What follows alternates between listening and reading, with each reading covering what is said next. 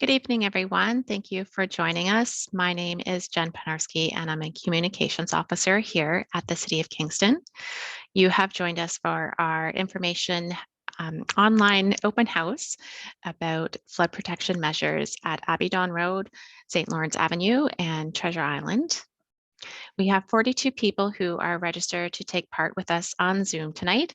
And I see 6 of you are in here. So good evening, Dean, Elaine, Frank, Councillor Oosterhoff, John, and Tara. We're going to wait for everybody else to filter into the Zoom session, and we will begin our YouTube live stream at 7 o'clock. Thank you again for spending your evening with us.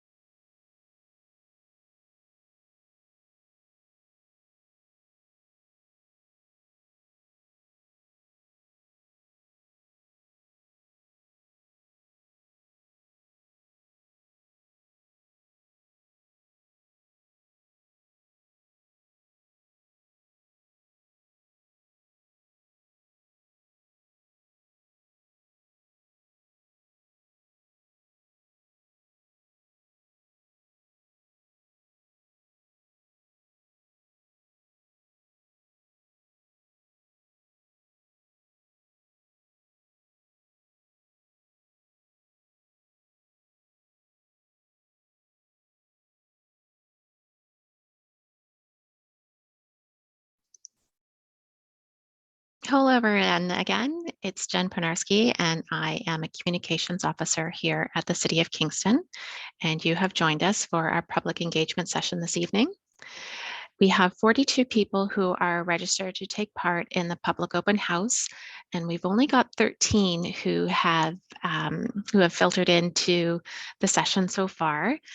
We are scheduled to start the live stream at 7 p.m. and we will, but we're going to wait a few more minutes, probably about another minute or two, so that everyone who has registered to attend can join us.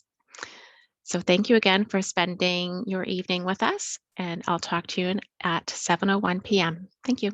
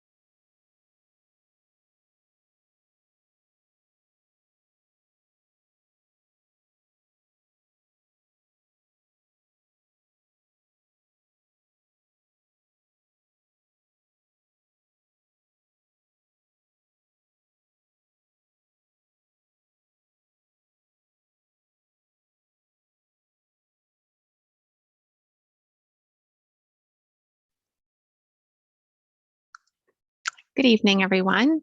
I'm Jen Penarski, and I'm a communications officer here at the City of Kingston. And thank you for spending your evening with us as we talk about flood mitigation, flood protection in the Abbey Dawn neighborhood. We have 42 people who are registered to participate in Zoom tonight, and we have 19 who have now joined us here on Zoom. I see some familiar names, so welcome Anthony, Barb, David, Dean, Elaine, Frank, Councillor Oosterhoff, and many others.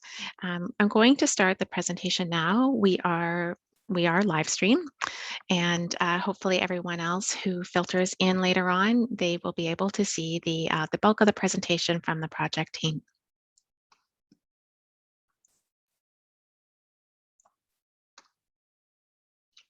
So thank you again. I'm just going to adjust my screen here so that I can see everyone and still see my screen. So welcome and thank you for spending some time with us this evening. This is the public open house for flood protection measures for Abbey Dawn Road, Highway 2, and St. Lawrence Avenue. This session is live streamed and recorded. And to protect your privacy, attendees, your videos and microphones are turned off. We do have some technology troubleshooting tips for you. So a couple of options depending on your version of Zoom is you can adjust your screen size and your view options. You can do those underneath the video settings in Zoom. You can visit Get Involved Kingston for resources. If you get disconnected from Zoom and you need to call in, please call this number 1-647-558-0588. And the webinar ID is 812-8718-3291.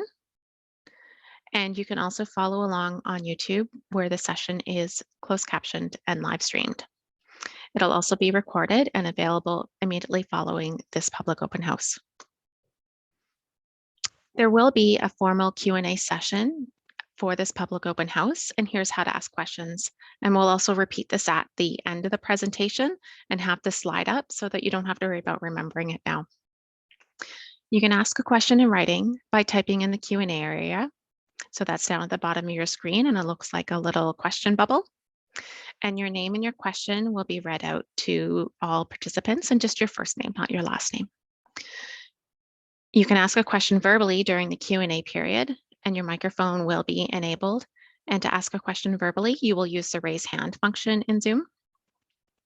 And the Q&A responses will be shared in the reporting back. If this is your first time joining us for a public engagement session, welcome. If it is new for you, I have up on the screen our guidelines for participation.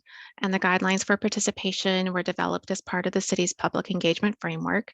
And they were developed with council and staff and residents alike to make sure that the way that we engage with you is transparent and fair and open. So I'm going to leave these up on the screen for a moment and let you read through them.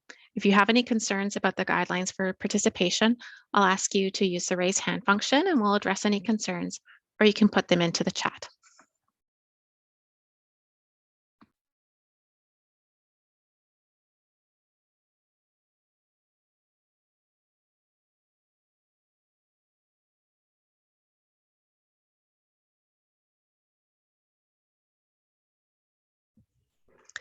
So I don't see any concerns with the guidelines for participation.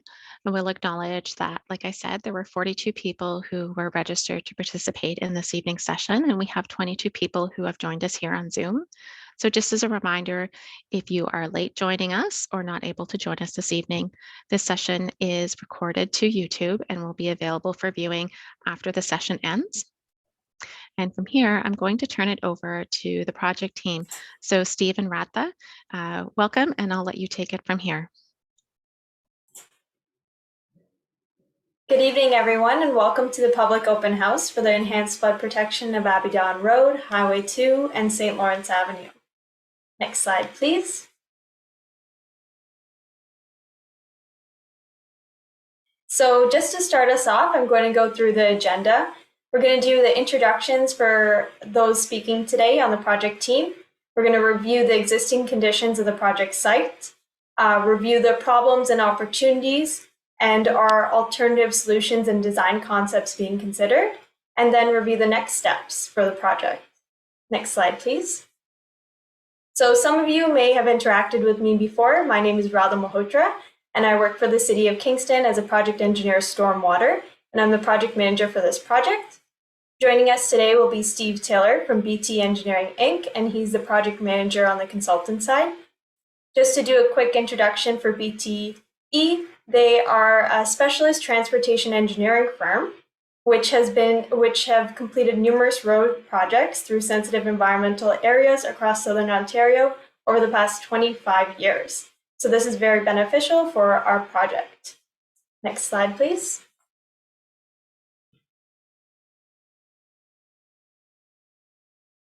So the study area and objectives for this project, the City of Kingston's undertaking a Municipal Class Environmental Assessment, otherwise known as a MECA Study, and this is to provide enhanced flood protection along Abbey Dawn Road, Highway 2, and St. Lawrence Avenue. So the project limits are Highway 2, for Abbey Dawn Road is Highway 2 northerly, 350 meters, St. Lawrence Avenue from Highway 2 to Treasure Island, and the section of Highway 2 bounded by these two roadways. So the objectives of the project, one is to enhance flood protection to reduce future flood risk, and two is to construct lookout features from the city's approved Waterfront master plan. Next slide, please. So this project is sponsored in part by the Disaster Mitigation and Adaptation Fund from the Government of Canada. The Government of Canada has invested over $9.8 million for city-wide shoreline upgrades through this fund. And if you're interested in learning more, there's more information on our Get Involved Kingston webpage about this. Next slide, please.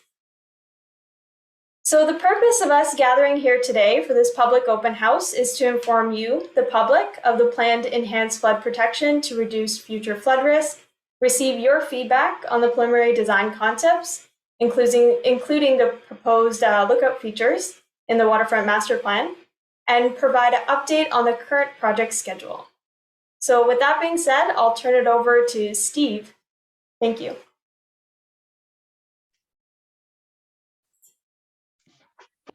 Thanks, Rana. And thank you for the introduction. Yes, I've had a career of delivering transportation projects across Ontario. I'm also a lifelong resident along the St. Lawrence River, so I've got that in common with many of you that are here tonight. We also have environmental and engineering staff that are listening to the presentation and your questions and comments, so we'll be glad to record anything you have for feedback for us to carry forward. This slide describes what is an environmental assessment. So an environmental assessment is actually a planning process prescribed by the province of Ontario for actually constructing new municipal infrastructure. It has 5 guiding principles, and one is that consider all reasonable alternatives, create a baseline of environmental conditions to formulate your decisions, provide traceability in the evaluation of the alternatives, having meaningful public consultation, which we're here tonight to listen, and then finally clear and concise documentation. The red box on the screen shows that we're in a Schedule B project, and the project phase or schedules are determined by the complexity and scope and cost of the projects. Next slide, Jen.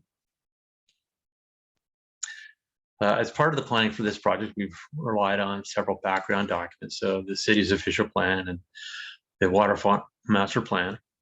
Those documents, such as the official plan, actually dictate the classification of the road facilities that we're planning, and that determines some of the design criteria we carried forward. Technical reports that rely on for the design of the roads and features include geotechnical investigations, archaeological investigations, and stormwater background information. Next slide, Jen. So I said one of the background documents that we're relying on is the Waterfront Master Plan.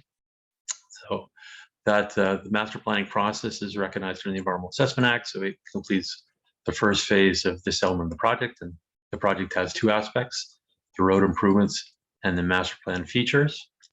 And these are 2 of the sites where identified in the master plan that will become part of this project, providing enhancement areas for viewing the water and/or fishing. and one on Abbey Dawn, and one on St. Lawrence Avenue. Next slide. So I know this all too well being a resident of the area, but the existing flooding conditions are changing water levels that are dictated primarily by the water levels on an international water body, the St. Lawrence River. And the focus of this study is flood protection for resiliency for higher water levels for all 3 roads under study. Next slide. So as part of the formal EA and our review of background information to define a baseline of environmental conditions, we rely on many existing documentation, including land use. So the land use in the study area includes the major features are environmental protection area, provincially significant wetland from the Medoma Marsh, and the harbor area, which is the commercial development within the study limits, as well as others. Next slide, please. Because of the sensitive nature within the PSW, we've done natural environmental investigations to provide background information at a detailed level within the areas that we're actually going to construct the project. And using this information, the project aims to provide habitat connectivity, protection, and enhancement for local wildlife and vegetation. Next slide, please. As part of the technical engineering investigations we completed today, several of them include one, coastal engineering analysis of the wave runup that would change water levels on the road surfaces. So that's been used to forecast wave action from the longest reach to reach the roads under study. Geotechnical investigations to determine the subsurface soil types and elements below the road for any widening.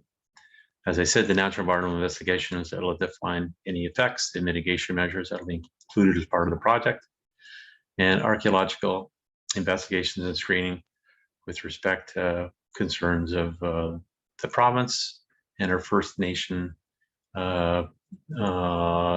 rights holders that are part of the study. Next slide, please. So these are some of the problems and opportunities. So tonight you'll have a chance to identify others, but I'll go through some of the ones that we've identified. So the first, that the roads aren't suitably protected from existing flood events. And again, the mitigation for those types of issues is going to be looking for higher elevations and durability for the sides impacted by wave action. Problems of variable lane and shoulder widths along each of the routes under study, and our design criteria being established to bring up the roads that will be reconstructed to current standards. Third would be potential sediment buildup that's currently occurring with the existing causeway at the Treasure Island, and part of the mitigation measures that we'll be trying to implement is larger waterway openings to convey greater volumes of water, higher velocities to move sediment. Fourth, potential problems or issues is any significant grade raise from either the road or the waterfront master plan features have the ability to cause a greater footprint of loss within the PSWs, and our mitigation measures are going to be to try to limit the footprint impacts in those sensitive areas. And last on this slide is potential for wildlife mortality existing with the study area. And part of our investigations and mitigation plans will consider means to protect vulnerable wildlife that may end up on the roadway surface. Next slide, Jen. Second slide of potential problems that we're trying to address as part of the project. Any land alteration within the St. Lawrence River or the wetland is going to require permitting. They're covered by both federal and provincial legislation, so there'll be approving agencies that will be making submissions for approvals and permits. And then the second one on this slide is potential for endangered or threatened species.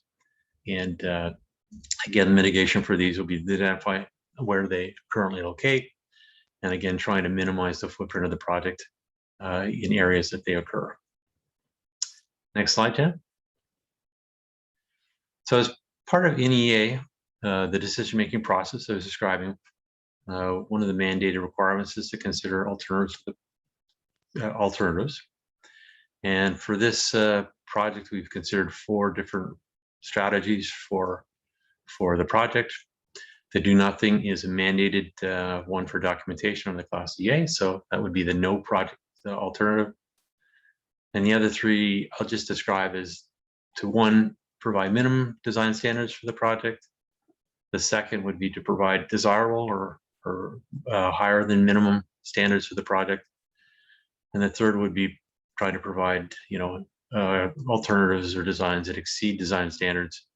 But when you attempt to do that, you end up with potentially higher environmental effects, which require mitigation. So there's a balance between what standard you choose for a road project and the environmental effects. I'll come back to these in a second. Next slide. So when comparing the approach for the design, we just considered several elements: the environmental effects of what the designs are, public's issues that they've identified, planning objectives of the city, and others such as durability and maintenance of the facilities. Those have all gone into what we've formulated as a recommended preliminary concepts that we'll show tonight, and looking for comments.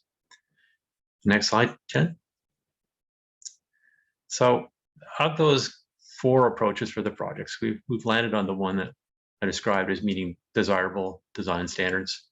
Again, getting suitable resiliency protection for floodwaters, but not exceeding them to a point that there's greater environmental effects. So what we're describing is what we think is a balanced solution, looking at the engineering constraints that we've imposed with. Engineering and environmental constraints we've imposed with. Next slide, Jen. So I know through the projects sequentially. So the first, Abbey Dawn Road, this is the design concept that we're proposing. So this is a rural local road, lower volumes than say Highway 2. The proposal is that there will be a small elevation increase of the existing road, so the minimum road elevation will go up. It won't be excessively increased because there's potential for upstream water level changes, and we don't want to do that. It is going to provide a consistent lane and shoulder platform, and a consistent road surface, so a better surface than there is today across the wetland. Next slide, Jen. This one, there's several that look like this, so I'm just going to describe. So this is a plan and profile drawing. So the top is looking from the sky at the road design. It shows the location of the wetland and the water course. And the bottom is a profile, which is looking at the road slice through the road, looking horizontally. It's exaggerated scale, and it's a little bit difficult to see on this slide, but there's actually a proposed elevation of the road, and I'm just going to draw on this. I'm going to point to that. So that would be the proposed elevation of the road, and a faint gray line below it is existing road elevation. It's down here. So there would be a graze rate for the smallest portion, or the lowest portion of the road through the wetland. Again, that's providing protection for our design storm across this road. And it's in close proximity, you can tell, to the edge of the right-of-way and close to the water course on the east side of the road. It will include a new culvert with a larger waterway opening. Next slide, Jen. So the second road under study is Highway 2. And the proposal is that we'll reconstruct about 500 meters of the road. The existing culvert will be maintained. It's a piece of infrastructure that's actually not reached the end of its service life. It has lots of service life left, so we're not going to chuck it or change it. The road elevation will be raised to provide improved flood protection. So it's just under a meter that we're looking at raising the road in the lowest areas. And we'll provide consistent lane widths, which are generally what are today, and then wider shoulders, including the shoulder rounding, and fully paved shoulders within the study limits. Again, these all are meeting desirable design standards in the province. Next slide. So again, this shows up on 2 slides, Highway 2. So again, on this slide, I'm just going to annotate. So the dark line here is the current road elevation, and I'm going to point to the light gray line. So the lowest portion of the road is just to the east of the existing culvert, and that rises as you go easterly, so it gets higher and higher. So the grade raise is maximum right to the immediately east of the culvert, but it'll be a smooth vertical alignment change, meeting the design speed of the road. We go to the next slide, Jen. It continues easterly, and as it meets the intersection with St. Lawrence Avenue, you can see the road rising in elevation, and the limit of the floodproofing is generally just before we get to St. Lawrence Avenue. The existing commercial entrances will be maintained, commercial and residential entrances on Highway 2. If you can go to the next slide, Jen. So this is St. Lawrence Avenue. So the existing or the design concept is that the existing culvert waterway opening areas will be increased. The number of culverts will be reduced from 4 to 3. As I described, our intent is to actually have more opening and with less culverts in locations that currently have better flow through the cattails. We'll get higher velocities and then allow movement of sediment in this area of the causeway.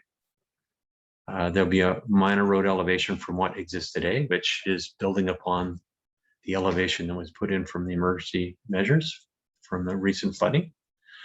And the design elevation of the road will accommodate both the future high water levels of the St. Lawrence River, wave action, and we also have a clearance above that design level. So it'll be a modest, about 300 millimeter increase from what's there today. But the major changes, it's going to be widened from the current short-term measures that were implemented. We'll have 3 meter lanes for both north and southbound directions, 1.5 meter shoulders, and then the rounding beyond the shoulders. And what you can see on this slide, it's been intentionally designed so the widening is predominantly to the east side, so that there'll be no effect to the marine channel along the side with the marina. Next slide, Jen. This just shows it in plan and profile view again. So there's about 500 meters of St. Lawrence Avenue that will be reconstructed.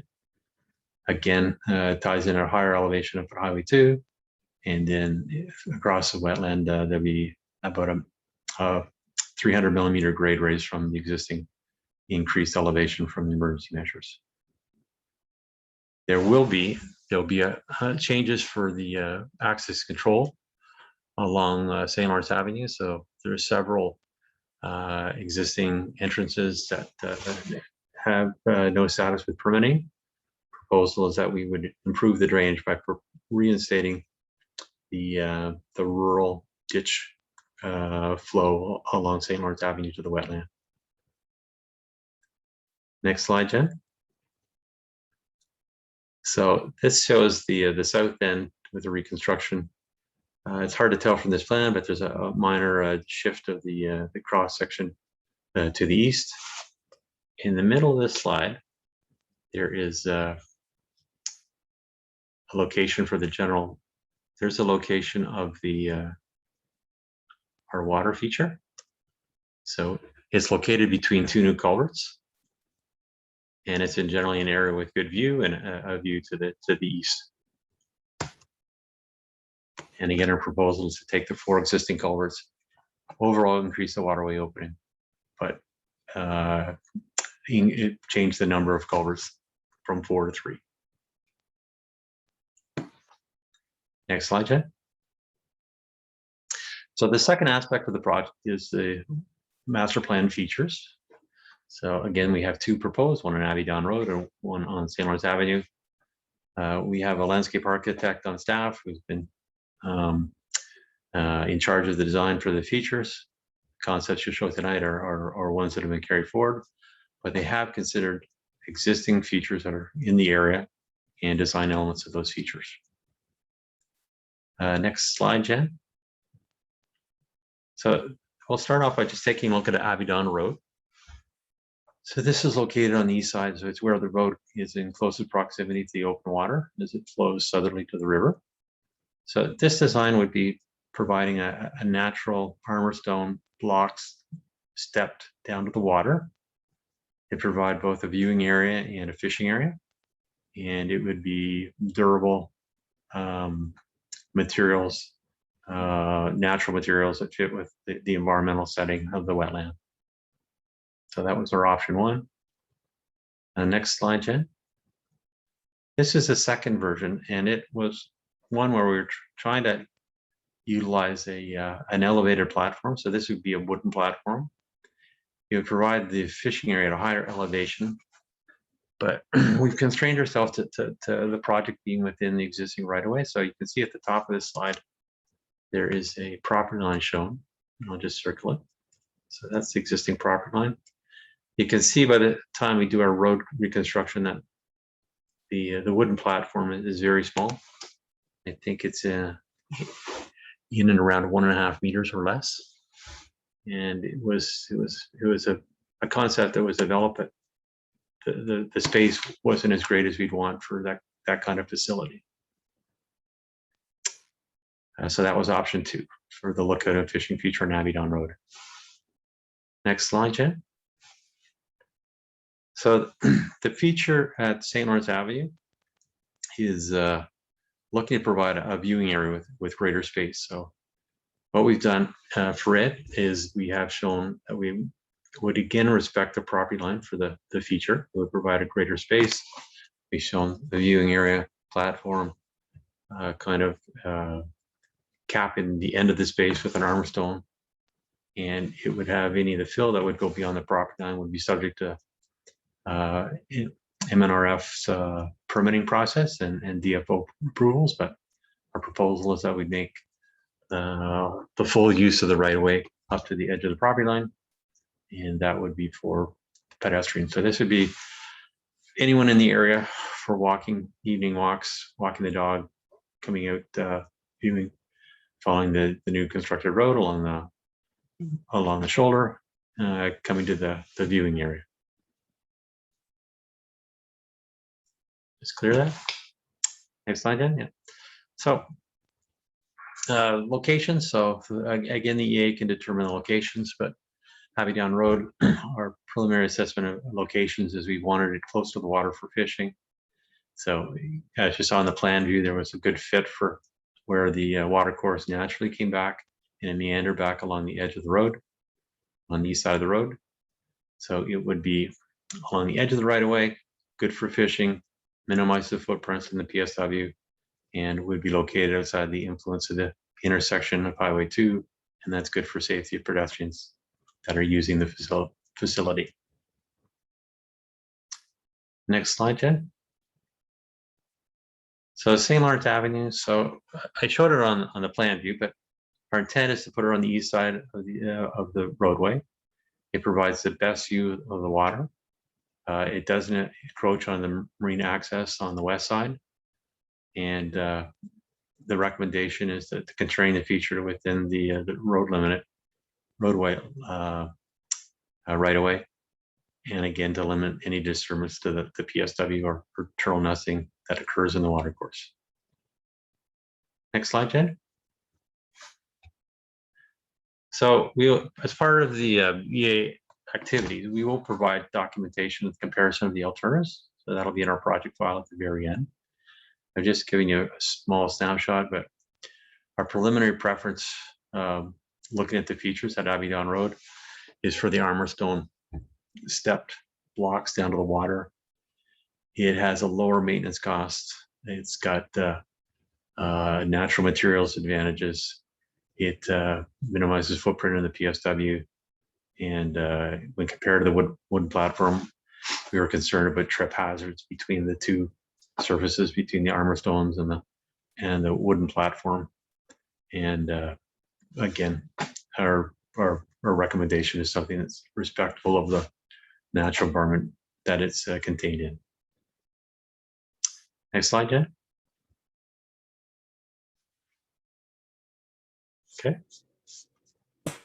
So So thank you, Steve. For this project, our consultation plan includes agency consultation, public consultation, and Indigenous peoples engagement. The Indigenous peoples engagement is continuous and started when we first got the Disaster Mitigation Adaptation Fund. Next slide, please. So consultation to date includes the Ministry of Environment, Conservation and Parks Study Commencement Notice, Indigenous consultation, Get Involved Kingston, and agency notice. So agencies such as the Cataraqui Region Conservation Authority and the Ministry of Natural Environment and Forestry. We've also conducted some site meetings. Well, BTE has visited the site with the CRCA, which is the Cataraqui Region Conservation Authority, and Turtles Kingston to review the project scope and obtain any comments on the natural environment. Next slide, please. So the next steps following this public open house is the project team will compile all public feedback and produce a public engagement summary. And this summary will be available to you through the Get Involved Kingston webpage. Currently, we are conducting environmental inventories and technical investigations. Once these are completed, the environmental inventories will be compiled into environmental impact assessment report. Following that report, we'll draft the applications for the environmental permits and approvals. Once the Municipal Class Environmental Assessment is completed, the project file is completed, we will distribute a notice of study completion, and that will be approximately in the fall 2021. And we're aiming for the final design to be completed in winter 2021 and construction to be conducted in 2022, and this is subject to permits and approvals. Next slide, please. So your involvement, how can you stay involved? So you can request your name and email to be added to the resident email mailing list, and you'll receive some status updates. Or you can also give your feedback on the preliminary design concepts discussed today. The feedback time period will be open from August 25th, which is today, to September 8th at 4 p.m. And comments can be submitted through Get Involved Kingston, over the phone, or by mail. Next slide, please. So I'd like to conclude by thanking everyone for giving up their evening today and for attending. We encourage you to complete a comment form on Get Involved Kingston, even the comments that are verbally addressed to us today. If you can fill out the comment form, that would be great as well. And just keep in mind that the comments session ends September 8th at 4 p.m. And I'll turn it over to Jen now.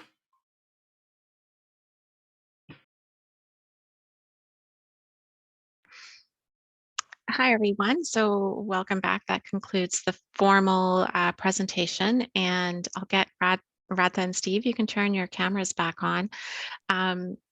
I have up on Zoom right now is how to ask questions, and then I'll turn that off shortly. So to ask questions in writing, you can type them into the Q&A and I'll read them out, and along with your first name. And then to ask questions verbally, you can use the raise hand tool on Zoom, and then we'll unmute your mic and then you can ask questions that way. And as Radha noted, please do also go to Get Involved Kingston where the comment form is active, and you can offer feedback that way as well. So I'm going to start with Yvonne. I see that you have a couple of questions in here. So what I'm going to do is I'm going to read out the one that you asked first, and then we'll make sure that we get through everyone's questions, and then we'll get to your follow-up questions. So Yvonne's first question is, other problems are of a safety concern where active mobility exists within narrow confines with vehicle traffic often traveling at high speeds. So yes, thank you, Yvonne, for your question. So a part of the reconstruction, we are including shoulder improvements, and this will bring the shoulders up to city standards and provide more space than currently exists within the shoulders. We also, along Highway 2 and St. Lawrence Avenue, are providing painted buffers within the shoulder, and painted buffers are recommended as a traffic calming solution. So we have a narrower travel lane, which will promote lower speeds. by motorists, and additional separation distance between the vehicles and the shoulder. So there will also be that visual barrier and the physical distance.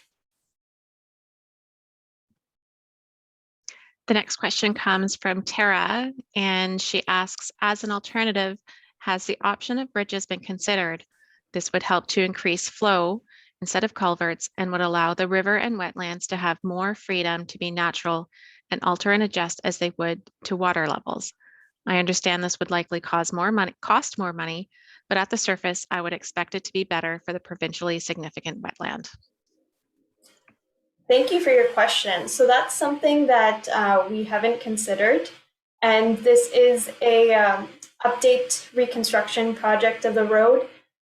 So I don't know if that would be in the scope of work for us in this project, but definitely something to consider for the future. Thank you. We have a question from John, and he asks, will the expanded shoulder along Highway 2 be wide enough for cyclists? John, I paraphrased a little bit there, so if you'd like to correct me, just raise your hand and I'll unmute you.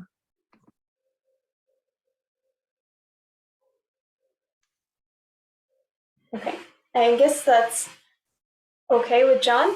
So the facilities, the shoulder will be widened to, if we could go back to that slide and have it up on the screen. Which slide was that? And I'll make sure that it's up. So it's page 21. So Highway 2 will have a 2-meter wide shoulder with a 0.5 meter buffer. So you'll have 1.5 meters to travel with your bike in that lane.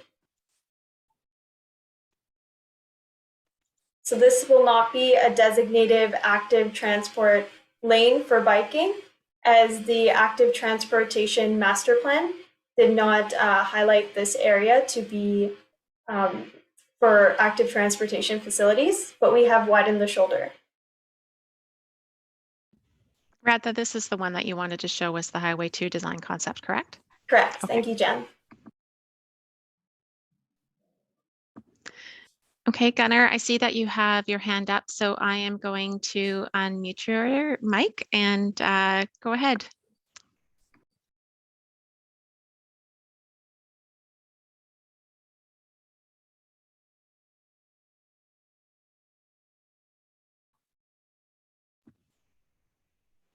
Gunnar, are you able to unmute yourself and ask your question? Okay, I'm unmuted. Great. Okay, thank you. Go ahead. Highway 2, Abbey Dawn, and St. Lawrence Avenue shouldn't be where they are because all of them interfered with natural water flow. It does not appear that you've done anything about correcting that. Particularly, I'm worried about silting on the east side of St. Lawrence Island, or of Treasure Island, sorry, and all the entire water course. We need flow in there, and what has been done to go and improve the flow? So I'll answer half the question and then give it over to Steve to answer about the flow aspect of the question. Thank you, Gunnar. So this project aims to provide increased habitat connectivity and protection and enhancement to local wildlife.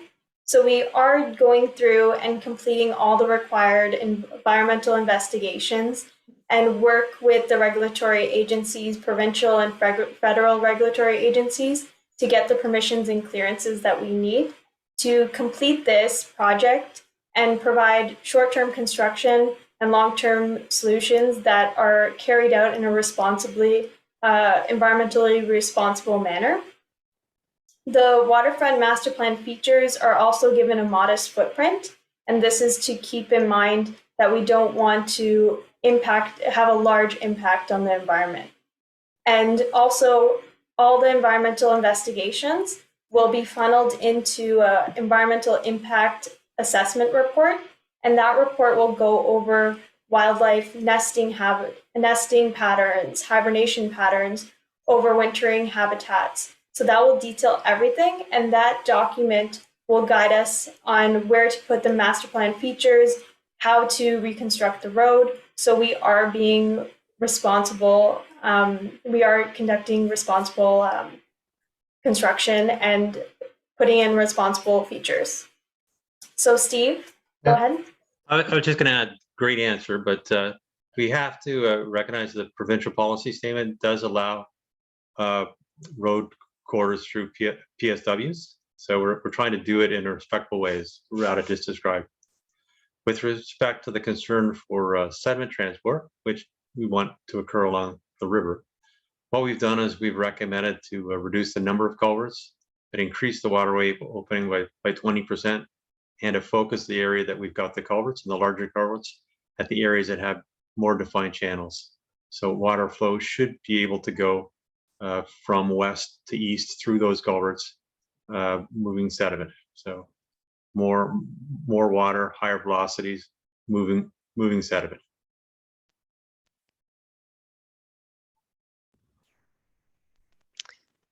Okay, we'll go on to our next question from Anthony. And his feedback is, my sense is that the proposal focuses mostly on improving the conditions for the movement of cars to enable recreation opportunities for people. Could we place much more emphasis on actually improving the natural environment, not balancing or minimizing footprint, but actually improving habitat from the perspective of the creatures that live here? So yes, so the project goal, one of the project goals is to improve, enhance local wildlife. And we'll know more about the environmental features that we need to implement once the environmental impact assessment report has been completed. We are welcoming comments about what environmental features the public are looking for, but we will be implementing the features based on our findings of the environmental impact assessment, because that assessment will go through and help us understand and become experts in the area and ensure that the wildlife in the area are not impacted negatively. I just add on to that, Rada, the sequential decision making is we're trying to define the design criteria for the roads, where they will be and footprints and effects. Sort of a next step is, once we have the defined project element for the flood control, is to look at mitigation measures and improvements that can be enhancements as part of the project. So it's sort of a next step after we define the physical road project, is the environmental component of the plan. And we do have our environmental engineers listening tonight, and they will be part of that next step. Thank you. So I see lots of questions coming in. That's great. I see some, a few of you have asked questions a couple of times. So like I said earlier, we're going to get through everyone's first question first, and then we'll move on to second questions. Alan and Mabon, I do see your hands raised, and I will get to you, I promise, but I'm going to go on to a question from Elaine, who submitted it in writing, and she asks, how will the location of the 3 culverts improve better water flow into the bay on the east side of the St. Lawrence? So again, the river flows from west to east. If you increase the volume of water that's flowing from west to east, it will help move sediment, easterly on the river. If you go back before, I think it's 1950, before there was a causeway there, the flow would have been west to east. It would have been carried sediment. Sediment transport's a natural part of the river regime. And what we're doing is we're trying to improve what is an existing condition today.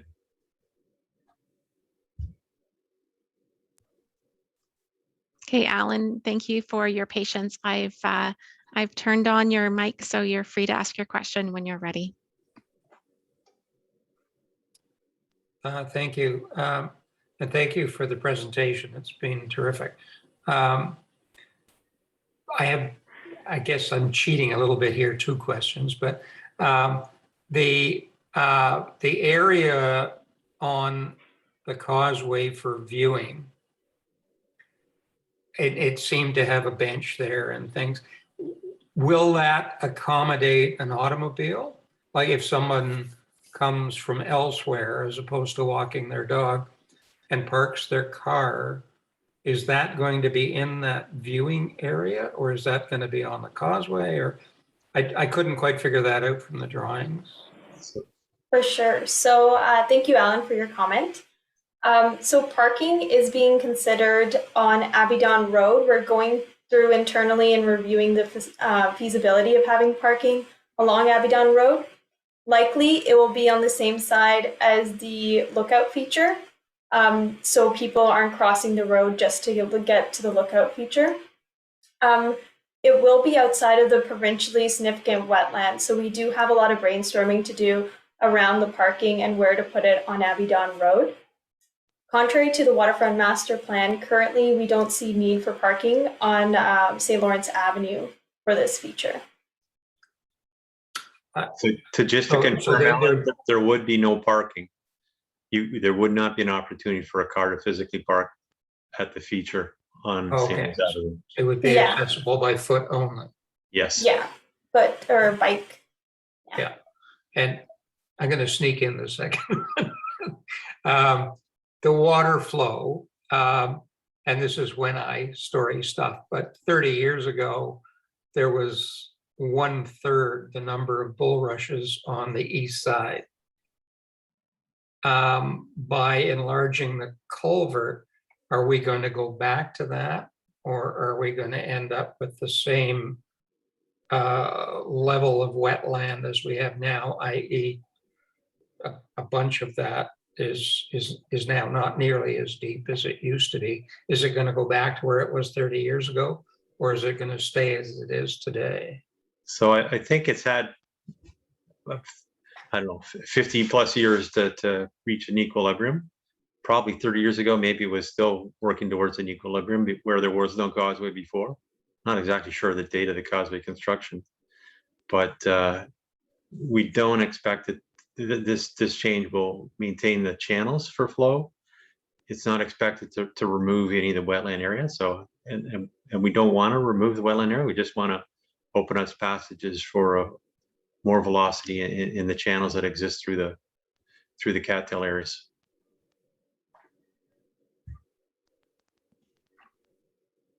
Thanks, Alan. Okay, so I'm going to go to a question from Steve, who asks, is there a possibility of traffic calming on the causeway? Driving tends to be really fast. For sure. So our painted buffers that we're recommending, coupled with the narrower lanes, will facilitate some traffic calming. It will act as a traffic calming solution. So the narrower lanes, so now it's going to be 3 meters, will promote drivers to drive at a lower speed. And then you have a visual barrier with the painted buffer between the shoulder and the motorist's lane. And then you have additional separation distance. So we also, this traffic calming measure was considered because it takes into account no additional widening of the roadway. And this is because we're in a sensitive area, provincially significant wetlands. So it's the balance that Steve mentioned there. We will be looking at a safety barrier along the road, which will also constrict and make it feel narrow. Those kind of elements do reduce travel speeds.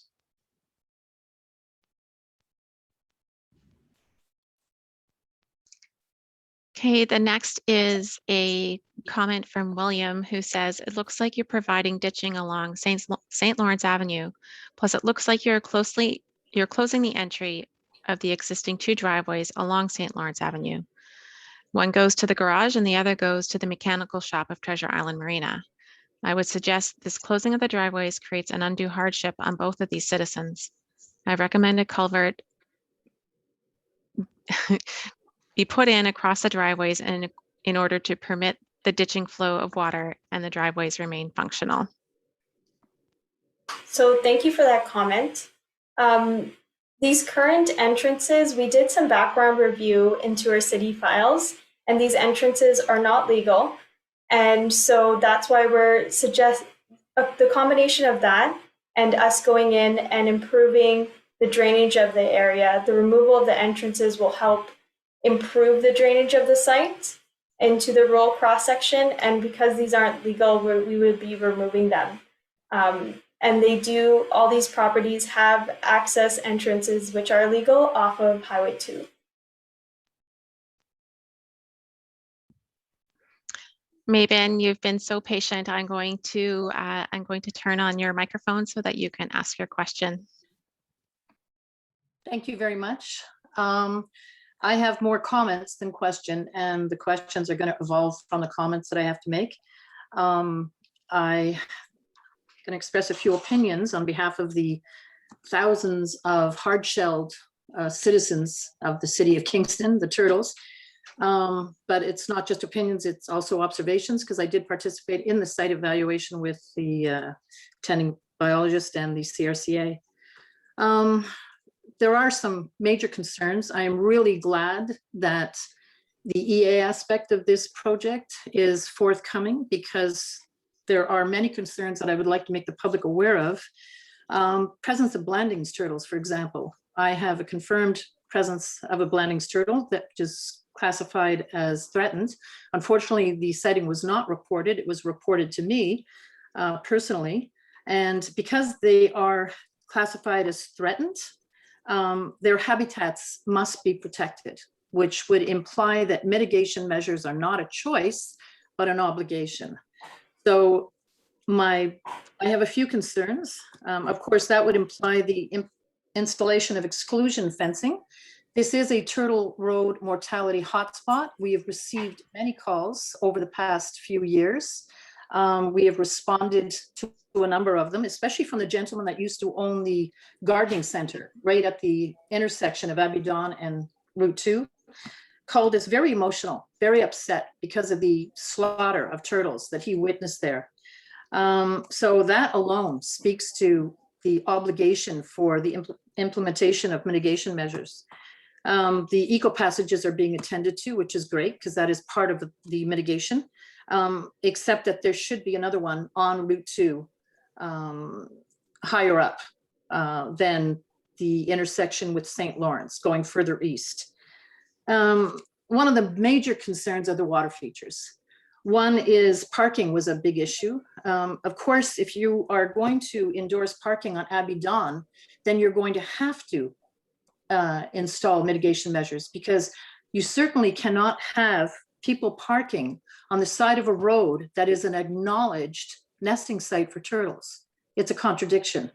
So there could not be parking unless there were mitigation measures implemented, because you'd be inviting the turtles to certain death and the nests would be jeopardized by the parking of the vehicles. The other major concern of the water features, which I don't think has been considered, is fishing. Fishing and turtles do not get along. Now, the water feature on St. Lawrence is a major concern because it's going to be situated between the two culverts. The two culverts are going to act as the eco passage for the turtles so that the wetland isn't fragmented. Well, if you have people fishing off of that at the exact point where an endangered species is using as a passage, you're inviting them to certain death. Everybody knows with, unfortunately, when turtles are hooked, everyone cuts their lines, which is the worst possible thing you can do. Dr. Sue Carstairs, who is the veterinarian for the Ontario Turtle Conservation Centre in Peterborough, who take in anywhere from 1,000 to 1,600 turtles a year that need trauma treatment. It's the only dedicated turtle hospital in all of North America. She received equipment over the past 2 years, which enabled her to indiscriminately x-ray the turtles. And she couldn't believe the majority of the turtles that had ingested fishing hooks that had not been removed. Now, this is definitely going to shorten their lives. The species is already one of the most imperiled vertebrate species on the planet. They serve us well because they eat the carrion and decaying vegetation in any still waterways. We know that only 2.7% of the world's water is a freshwater source. 20% of that is in Canada, most of that in Ontario. So the wetlands are your reservoirs. Well, turtles are your janitors. You remove them out of the wetlands and that wetland implodes with bacteria. So they service well. The only thing they ask for is their survival. So fishing in a turtle habitat is a massive contradiction. The one on Abbey Dawn, the same. In fact, even worse so, because it's directly into the wetlands. So that one would easily be as consequential as the one on St. Lawrence. These water features, the first thing that the city has to do is acknowledge that it is located in the middle of a provincially significant wetland. So that's to be celebrated and not to be taken advantage of or exploited. So because of that, the first template that has to go on any project is the template for the protection of the environment and the endangered species that live within. So Mabon, hi, it's Jen. We're very glad that you joined us, but we do have a number of other questions and other people that are waiting. yeah, I know, but in a public meeting, I know I am entitled to 5 minutes. I know, so I do understand that our public engagement sessions are a little bit different than a delegation or to a committee, and we've promised residents that we would try and wrap up as close to 8 o'clock as possible. I understand that, and I No, respect Mabon, I understand, Mabon. The opportunity. I do thank you. appreciate the opportunity. Anyone can take any one of those comments and turn it around and you'll have the question. So I thank you very much for that. I understand, Mabon. And if we have some more time, then we'll definitely open up the mics again. I just want to make sure that everyone else gets a chance to speak. So thank you. Thank you very much. And we do value the work that Turtles Kingston does in the community. So thank Jen, you. I wrote down 3 questions. Yeah, no, and for sure. Okay, and thank you. And I don't know, Ratha and Steve, if you wanted to address any of Mabon's concerns. The one thing that I will also add in is that the comments that are received tonight, they do go into the public engagement summary. And I also added into the chat the link directly to Get Involved Kingston. So please do be sure to click on that link and submit your comments in writing to make sure that they're captured. But I'll turn it over to Ratha and Steve. The other thing like I said, I want to be mindful of is that we committed that we would spend an hour with you this evening. We'll go a little bit over because we do have about 14 more questions in the Q&A, and we want to make sure we give everyone an opportunity. Okay, so Ratha and Steve, go ahead. So if Steve doesn't mind, I'll just say a couple of points and then hand it over to Steve. So the parking on Abbey Dawn, we are working through the feasibility of that, and that also considers the feasibility from an environmental perspective. So that is still up to internal discussions, and this is a preliminary, these are preliminary drawings that you've seen tonight and preliminary plans. Also, the parking along Abbey Dawn Road will be outside the provincially significant wetlands. It will not be within the wetlands. And we also are aware that if wildlife displacement needs to occur, whether that's short-term construction or long-term, that the environmental impact assessment report will inform us of that, and it will inform us of how to best provide compensation features or alternative habitats for the wildlife. And so these are considerations that we are taking seriously from the city, and we have put it into our project goal that we have. Our goal is to provide increased habitat connectivity, protection, and enhancement of the local wildlife. But we wanted to get the public involved at the early stage because the public has always given that feedback to the City of Kingston. So we're glad we were able to reach out to you guys in the early stage right now. So Steve, go ahead. Yep. Really good. So that was the answer to the parking on Abbey Dawn. So respectful, it is being considered outside the PSW. With respect to turtle habitat, I've been a lifelong resident of the river, and I know exactly the concerns of the turtle. And our environmental staff in Kingston have been very involved in the turtle environmental protection. So I just want to make clear, it's not that it may be a part of the project, it will be part of the project. Our projects have considered exclusion fencing for turtles. We've considered increased the habitat for nesting. Those are all on the table for the next phase or next step of the study. So I'm hoping your organization can be part of that review process, as will the Conservation Authority. And the third question was with respect to the dual uses in the PSW of fishing and turtle habitat.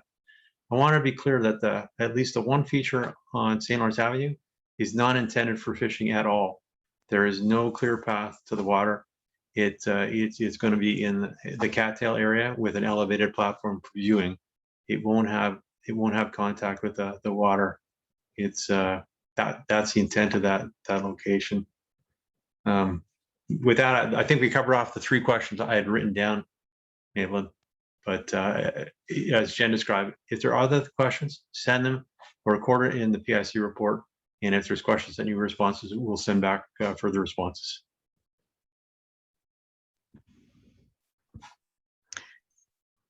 Okay, so I'm going to go through everyone's first questions. I see there's a lot of follow-up comments that I'll go through as quickly as I can. So there is a question from Frank.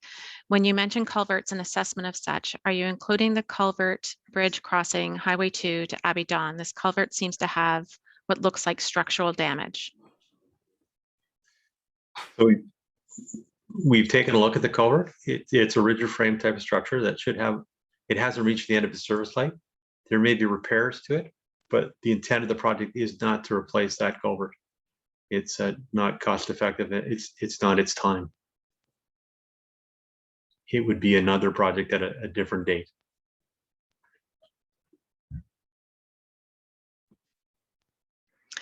And it looks like I've gone through everybody's first questions. Some follow-ups is from Yvonne. Do we have measurements of wildlife mortality along any of these sections? Abbey Dawn versus Highway 2 versus St. Lawrence. So our environmental investigations are currently being conducted. Steve can probably elaborate on this, but as I mentioned, that once the environmental impact assessment report has been compiled, we'll have all that information in one document to review. Yeah, and we're doing our best. We're using background information and our field inventories from this year, but we have observed fatalities, so it's occurring. So we've identified it as an issue, and it'll be one that we'll be considering for mitigation. We have a question from Steve. Is there a possibility of a right turn lane from Highway 2 to St. Lawrence Avenue? Okay, so for this one, I'll take this, Steve. BT has reviewed the traffic counts, and these traffic counts are both pre-COVID analysis and during COVID analysis, the traffic volumes. And a dedicated right turn lane is not warranted at this intersection because of the traffic volumes. So unfortunately, that would be a no to that. Elaine has a follow-up question asking, what is the shoulder width for cyclists and pedestrians on Abbey Dawn near the water feature and ramp to Highway 2? Okay, so I'll just double check that. So you're gonna have a 1 meter shoulder and then 0.5 meters of rounding. And then the driving lane is 3.3 meters. So again, this area was not identified on the active transportation master plan as needing dedicated active transportation facilities. So we've gone with shoulder improvements as much as possible within the city-owned right-of-way and without expanding into the PSW, which is provincially significant wetland, to create a balanced solution. We have a follow-up question from John. He says, a lot of bicycle traffic in this area is going to attract people. I am concerned about safety for this waterfront use. Will you actually reduce the speed limit in these areas? So I have been in discussions, the project team has been in discussions with the transportation group, and we've reviewed that the traffic calming painted buffers along Highway 2 and St. Lawrence Avenue is a good solution. From the brief discussions that we've had with the transportation group, there is no need for speed reductions in the area, but this can definitely be a question that you submit through Get Involved Kingston, and then we can get back to you as well on that. I just add to that, this is one of the topics I answer throughout the province, but we typically discourage municipalities from trying to change travel speeds by use of signage. It's ineffective. The only way to effectively change driver speed is to change the roadside environment. So Highway 2 with the narrower 3.4 meter lanes is a more effective way of controlling speeds than posted signage. The worst thing if you change the signage and you get a larger spread of travel speeds is less safe than having a smaller band of travel speeds on the road, in my opinion. Anthony asks, will the environmental assessment of the area be posted online? So I'll have to double check that, but I don't see why not. Adam, do you have any feedback on that? It will be available for public review at the end of the process. It'll be Okay. a 30-day public review period where anybody that's participated will become part of our contact list, and you'll have access to the environmental assessment documentation. Thank you, Steve.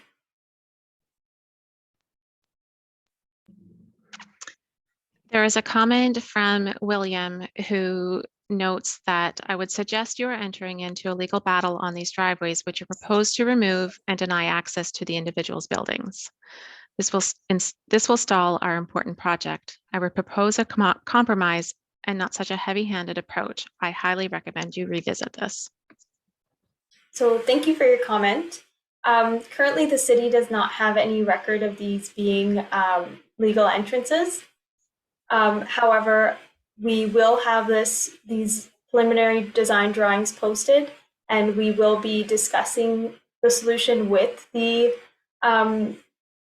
owners of the properties that have. A reminder is the properties do have legal entrances off of Highway 2. So there's use of the city right-of-way that is not legal at this point. So we will be informing them of what's going on, but that is our preliminary design right now.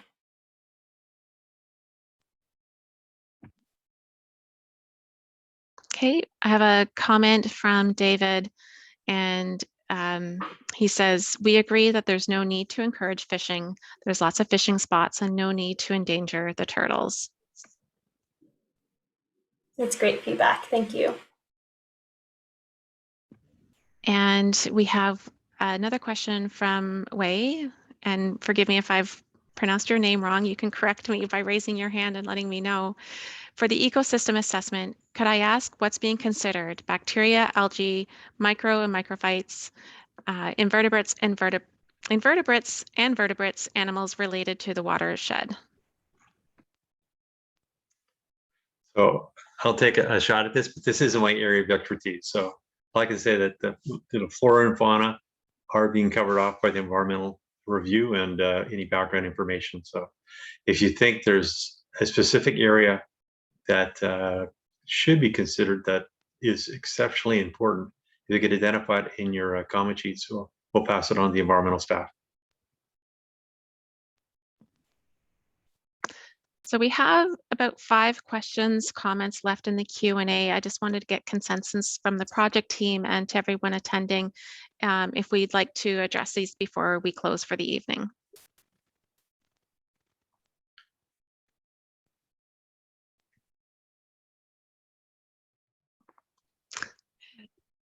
Tara's dropped a message into a chat saying, please address them. And I think, Tara, you do have a follow-up comment in there.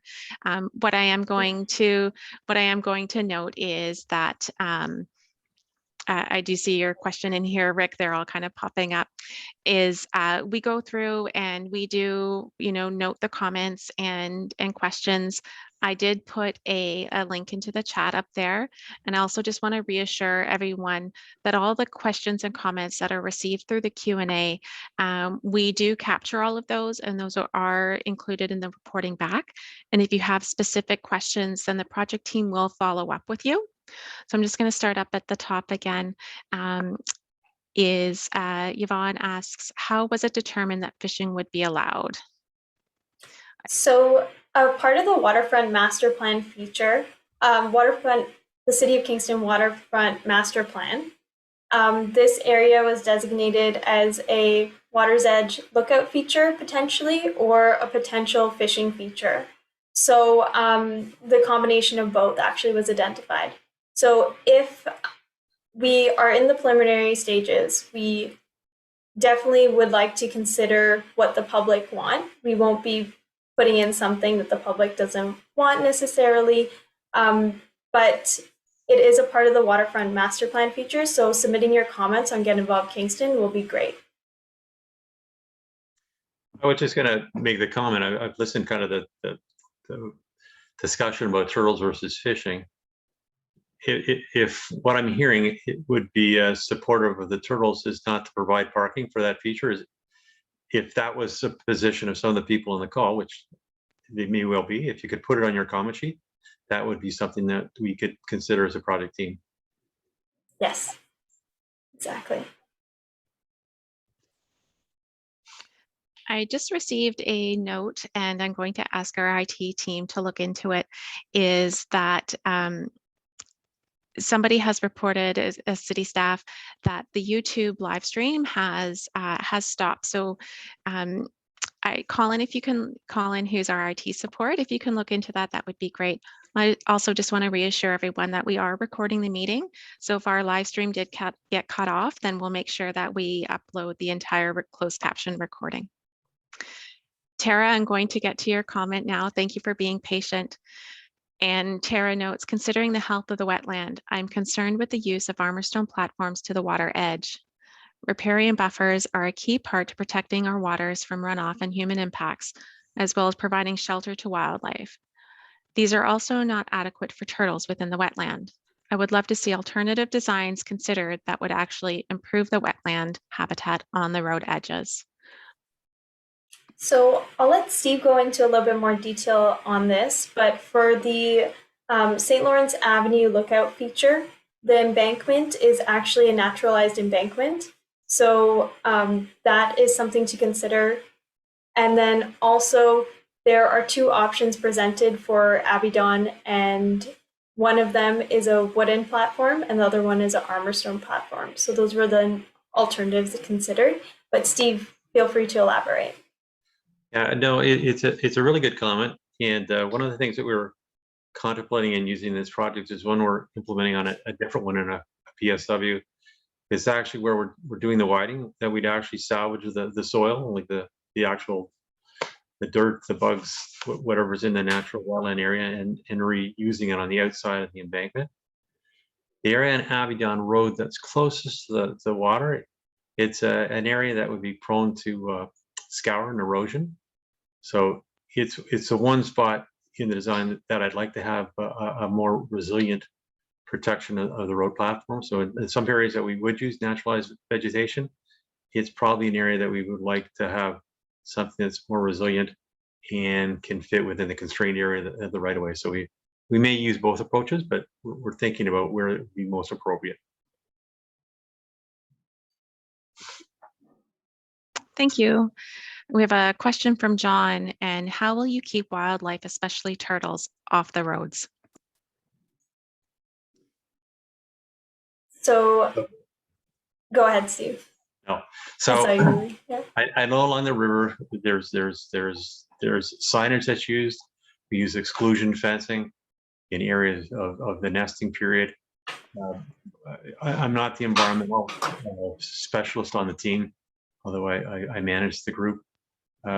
Those measures will be identified for inclusion in the project.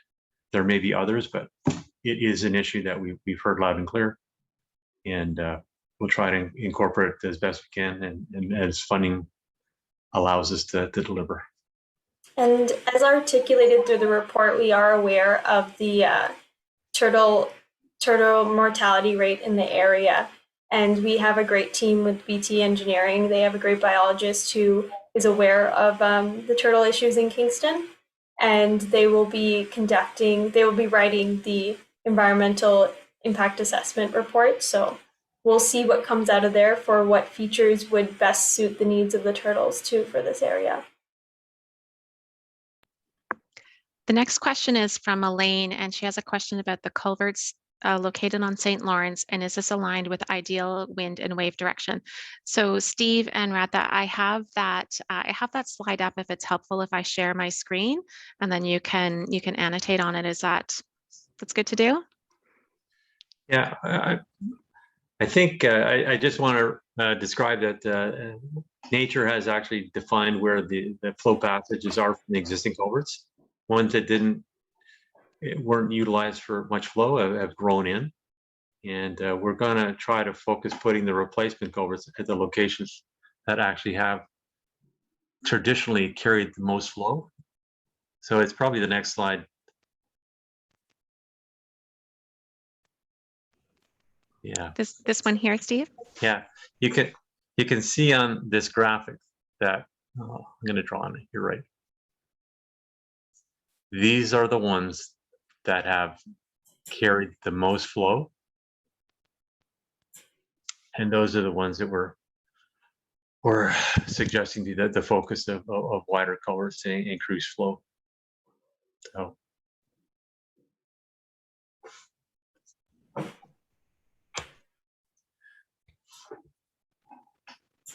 Okay, Elaine, I hope that answers your question.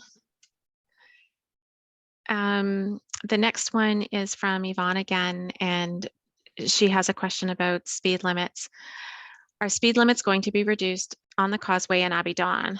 Causeway is currently 50 kilometers an hour while Abbey Dawn is 70. This is far too fast, even with narrow lanes that could get people to drive more slowly. So we talked about this a little bit earlier in the session, but maybe it's just helpful to talk it about again and address Yvonne's comments. So Steve, you want to go ahead? Yeah, so I think the 50-kilometer-hour posted speed is appropriate for St. Leonard's Avenue. It's we've been on, we've observed travel speeds on it.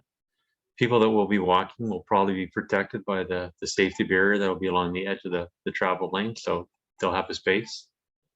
Abbey Dawn Road, again, it's starting from a stop condition and traveling to a stop condition, so the posted speed you could change, but it likely wouldn't. Sorry, it would not change the travel speed of the traveling public. It's the physical roadside features, and again, the narrower lanes and the safety barriers that we're proposing on Abbey Dawn should induce lower speeds and be more effective than actually changing the signage, in my opinion.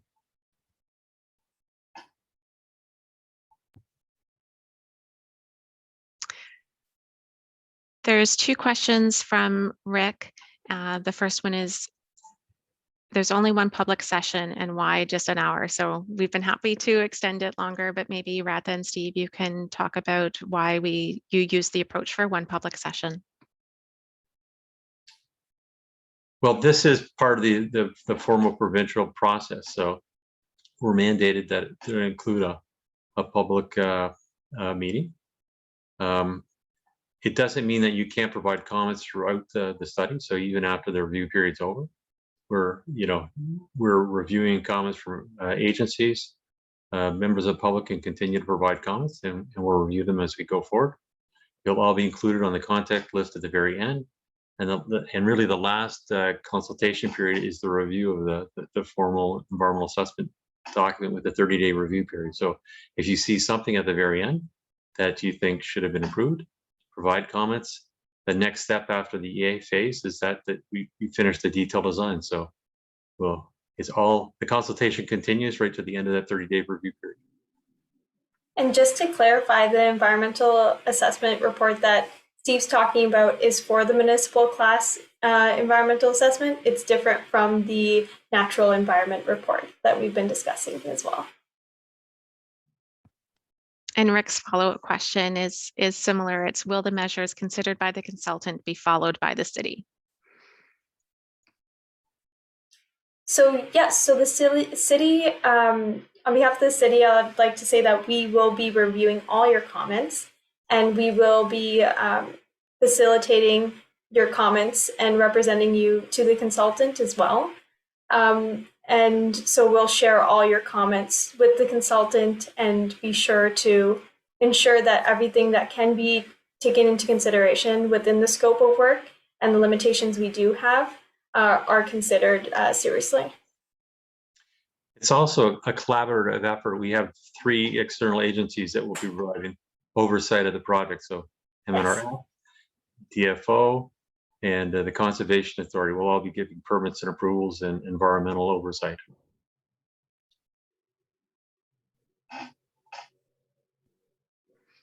Okay, Alan, I see that you have your hand up, so I'm going to unmute your mic. Thank you. I'll only ask one question this time. I'm a bit unclear on the hierarchy. So we're talking now about the city and the approval process and the building process. But it sounds to me as if there are multiple other organizations that have an input as to what we can accomplish here. Can you clarify who has the go, no-go authority from the highest to the lowest? Or from my point of view, I want the city to make the decision. Can you tell me where we're going to be on that, please? Well, the project involves both federal and provincial legislation and lands. So from a federal perspective, we expect DFO to be the lead agency that will provide any permitting and conditions of construction. And we do this in projects across the province. So these are all reasonable conditions that they'll include in their permitting. They may give a letter of advice. They may give an authorization of what has to be included. And the authorization often comes with conditions of environmental monitoring post-construction. So on larger projects, we may have a condition that there be 2 years of monitoring to make sure things are working after construction. The same with MNRF, they will be a guardian of Crown land. So if we have a permit that requires fill that goes on to Crown land beyond the provincial right-of-way, they have interest with respect to ensuring that there's a First Nation consultation and again, environmental protection of their lands. And the same with the Conservation Authority. They got a mandate for water protection, and they're giving guidance right now as part of a technical advisory committee with respect to our design water elevations. And they will also give environmental input and potentially conditions, because under the provincial policy statement, the Conservation Authority actually are guardians of the environmental aspects as well. So it's not a competition, it's a collaborative effort by all the agencies in the city to come up with the right project. Sorry, Alan, I'm not sure if that was clear, but they all have a say, right? It's a no-go with each of those approving agencies potentially. A go, no-go control of the project. Barb, I see your hand up, so I'm going to turn on your microphone. Go ahead, Barb. Hi, can you hear me? We can, thank you. Okay, great. Thank you all for the presentation tonight, and thanks for taking the extra time. I know it's getting late. My comment is about the fact that Abbey Dawn has become much of a through road over the past several years as people avoid the Highway 15 corridor. It seems to me that a lot of what you're going to do here is actually going to enhance this issue. We've had a lot of reviews of Abbey Dawn in terms of the significant Abbey Dawn forest. We have the turtles, we have the wetland at the bottom. I'm concerned that all the efforts you're doing here to bring the road up to grade are going to enhance this issue of increasing the traffic in this rather sensitive area rather than mitigating it. Thank you, Barb. So I'll just say a couple of things and then send it off over to Steve. This project has been identified Abbey Dawn Road because there are flooding issues. So flooding issues decreases access in emergency situations as well. So it's important that we understand that the grade raise is happening to enhance flood protection measures so the residents are safer. Steve, I'll hand it off to you. Yeah, I mean, it's not like we're reconstructing a huge section of Abbey Dawn Road. It's going to be 250 meters. So just in the wetland area. And that's because our project, as Rada said, is focused just on flood protection. So it's not, and we've, purposely not widened the road beyond the existing right of way, which could have been for many of these features. We've kept it small, we've kept it tight, and we've kept it a short distance.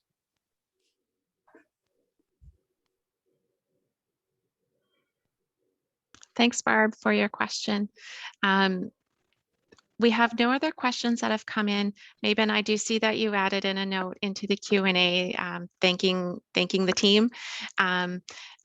I do want to say, if you have any short questions that you'd like to ask before we wrap for the night, that would be great. We're it's bedtime soon for all of us, and it's still a nice evening here in Kingston. So Mabon, I'd be happy to unmute your mic if you had some like a short question that you wanted to ask the project team before we wrap. Just raise your hand and I'll let you know that you still have another question. Go ahead, Mabon. Yes, thank you. It's not a question. I want to thank you for the opportunity. It's more of a thank you. I want to thank Steve, and I want to thank Rada, and I want to thank you, Jen, for your flexibility in presiding over this meeting, and really relieved to see, representing Turtles Kingston, that this is not resolved. There's a lot of good things that are on the agenda that are going to meet our objectives. I have nothing to gain from this except for PTSD. So I appreciate everyone's involvement in this, and look forward to a constructive and resolve that everyone wins. Thank you. Thank you, Mabon. Thank you. Thanks, Mabon. We appreciate that. So before we go for the night, I do have one ask. I'm going to launch a poll. So this poll is specific to the public engagement process that we're doing here on Zoom. I used to call it a new way that we do public engagement, but we've been doing it for about a year now, and we're still learning as we go along. So this is specific, like I said, to the online engagement process. And this information is used for the communications team to make sure that we're reaching out in a way that works for you. Also, just want to remind you, I dropped into a chat a link to Get Involved Kingston. So make sure that you submit your written comments online. You can also do it over the phone or by calling customer service and asking for a prepaid envelope that gets sent directly to the project team and will be included in the engagement summary.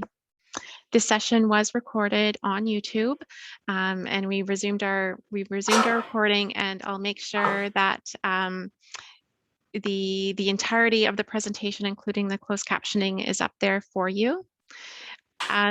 The presentation slides that were shown this evening, our IT team is working on getting them online for you. I also know that some of you that are on RADA's stakeholder list received them by email. So make sure that you reach out to RADA and get onto that email list, and that's the best way to keep up onto project updates. There's also an opportunity on Get Involved Kingston to subscribe to project updates. And that's all that I have here from the City of Kingston. So thank you again for spending your evening with us. We appreciate the extra time that you spent with us so that we could get through all of your questions. And again, on behalf of the city, thank you for taking part, and have a nice evening.